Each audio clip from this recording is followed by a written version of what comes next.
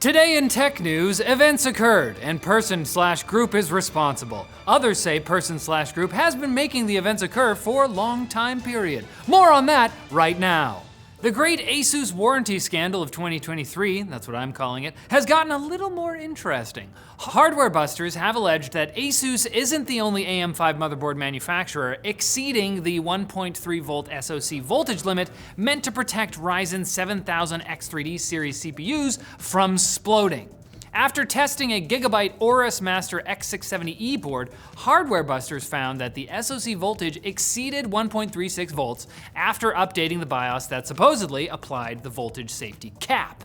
Not so much vindicating ASUS as implying Gigabyte and potentially other motherboard makers need to step up in the making sure your products don't blow up department. If we all explode, isn't it like none of us did? Let's do it. Now, after this analysis went up, Buildzoid went to Twitter to claim that Gamers Nexus was measuring the voltages wrong in their investigation of ASUS's motherboards, and GN destroyed them with facts by just politely disagreeing and stating how they measured their results. Wasted. Nerds are discussing methodology, and it is getting spicy. On Friday, Hardware Unboxed went off on a fan for suggesting they needed to keep their credibility, stating they weren't going to stop reviewing ASUS products because A, reviewing their products is one way to call them out, and B, because finding tech companies that haven't done a ton of anti-consumer crap is like finding a milkshake in a ton of crap. Like, cool, you found a milkshake, but are you sure it's chocolate? It's a poop joke. To be fair to ASUS, they did just publish an update clarifying that installing beta BIOSes to fix this problem does not void your warranty. That's right. Faced with a sizable controversy over their lack of concern for their customers, the company thought, wow, we should definitely address this. After the weekend, you coming to beers tonight? TGIF, bro! That's what they say in Taiwan, right? Man, when we did our ASUS Poetry Slam on Friday, we had no idea it would generate so much drama, so many feelings. This is clearly about us. People were crying in the audience. Apple is prepping for a win by ramping up testing of their next-gen M3 chips. According to Gurman's sermon, Apple's been squirming to remove the worm in their Mac sales figures. Jacob isn't here, but he's here in spirit. Their sales figures, which were down 31% last quarter. Sure, they could reduce MacBook prices and make it more affordable to buy one of their great products, but what if instead of that, they use the more expensive 3nm process for their M3 chips so they can add more cores and more memory? More high-end, less low-end. That's Apple's problem. Based. Indeed, Gurman says the baseline M3 Pro will have 2 more CPU and GPU cores than the M2 Pro, which itself had 2 more CPU and GPU cores than the M1 Pro. Sensing a pattern. Every day there will be another core. Until something changes, we're going to add cores. However, Gurman determined that the M3 Pro currently being tested has 36 gigabytes of memory, which is 4 more than the highest spec of the M2 Pro MacBooks. So like 2 18 gigabyte sticks in dual channel. This makes me physically uncomfortable. It would be so cool. Oh, just so I can think of something else, Mark Gurman said the long-awaited 15-inch MacBook Air will come out equipped with an M2 chip just in time for summer. So get ready for that MacBook's announcement to be overshadowed by the announcement of Apple's VR headset at WWDC. You can go live in Apple's world. Live in Apple's world. Tim Cook will sing you to sleep. And the European Union has given their blessing for Microsoft's acquisition of Activision Blizzard, the company that had a dream of being judged not by its leader's history of sexual harassment allegations, but by the content of its game library. I ain't gonna riff on that. I'm gonna leave that alone. Sometimes you just make a Martin Luther King joke for no reason. Now, the EU didn't do this for nothing. The merger approval is subject to conditions that Microsoft suggested to assuage concerns that this would affect the cloud gaming/cloud game streaming market, which a lot of people care about. The European Commission's concerns were that since cloud gaming is still a young market, the availability of games like Call of Duty could affect it. If Microsoft were to make COD exclusive to Game Pass Ultimate, the company would be able to virtually monopolize the preteens who just learned a new slur demographic. A key segment for advertisers. In fact, the UK's Competition and Markets Authority blocked the merger because of similar concerns about the cloud gaming market.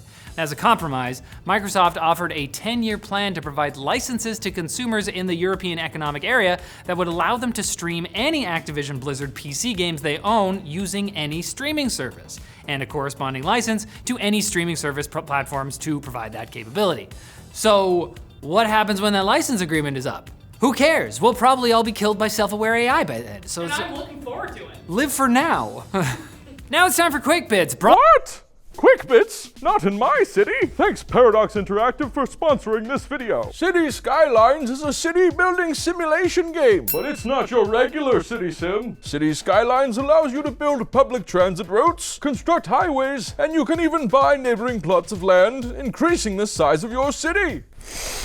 But it's not all fun and games. You'll need to manage your city's budget while dealing with issues like traffic and sewage systems to keep crap running downhill. Now you can play it for free from May 18th to 22nd and find the mayor that's been inside you all along. I bribed the mayor so we could include all 5 Quick Bits. Just don't tell anyone. The Pixel 7 is this summer's hottest phone, a sentence that will make sense once I let you know that Pixel 6 and 7 users have reported a sudden unexplained bug that's causing their phones to overheat. The apparent cause is a recent app update that's causing the Google app to suck up battery life like a wild cherry Capri Sun. In some cases, these issues have cut usable screen time in half. The phones are likewise charging slower and running dangerously hot, prompting some users to turn their Pixels into popsicles by sticking them in the freezer. Nutritious and delicious. And they take great photos. A great summer treat. Users have tried rolling back to a previous update and even full factory resets, neither of which seem to work. All there's left to do is wait for Google to hurry up and fix their $600 butt warmers, which is of little comfort here in Western Canada, where the country is literally on fire. A startup called Telly wants to give you a TV for free. All it costs is everything. The television comes with a second banner-like screen, which will be fully or partially taken out by ads pretty much at all times. And the TV may collect information about the content you watch, and may also track the physical presence of you and any other individuals using the TV at any time. Now, as we mentioned, you can get the TV for free, or you can opt out of sharing all your data and pay $500 to keep it if you are okay with installing a billboard in your living room. If I let them install a probe in my head, will they pay me? The dystopia is here. I've always wanted Cyberpunk 2077 to be real. A private company called Rhea Space Activity has received funding from the US Space Force to rescue the Spitzer Space Telescope. The observatory was launched 20 years ago and remained mostly operational until 3 years ago when communication stopped working. I'm not saying it's aliens, but in a plan backed by multiple groups, including Lockheed Martin, a small craft would be sent to act as a relay between Spitzer and Earth, within spitzing distance, you could say. The eventual hope is to use the telescope as an early warning system for dangerous asteroids, because if we have enough time, we won't have to send Bruce Willis and Ben Affleck.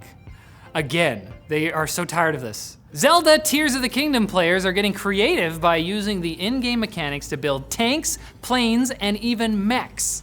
But also, many, lots of penises. There's just So many. You can build anything. More like Tears of the Schwingdom, am I right? Okay. You can make anything you can imagine, which is mostly Nintendo severely overestimated my imagination. Perhaps as revenge for the golden turd players received for rescuing all 900 Koroks in Breath of the Wild, a lot of creative energy has gone towards torturing the annoying creatures in different ways, involving crucifixions, and I have to assume penises as well. We've never said the word this many times in a show. Oh, wow. Everyone is freaking out about the era of 100 gigabyte games. Meanwhile, Nintendo fit an open world war crime simulator into 16.3 gigs. What about penis crucifixes? We'll get there. And the creator of the Oculus, Palmer Luckey, tweeted, quote, "The Apple headset is so good," end quote. What else did he say? Nothing. Did he go into more detail? No. Are we sure he's actually touched an Apple headset? Not really. Is this the real Palmer Luckey? Well, there's a blue check mark next to his name, but what does that even mean anymore? Anyway, the headset's going to be announced June 5th probably, but will it be expensive? Almost certainly.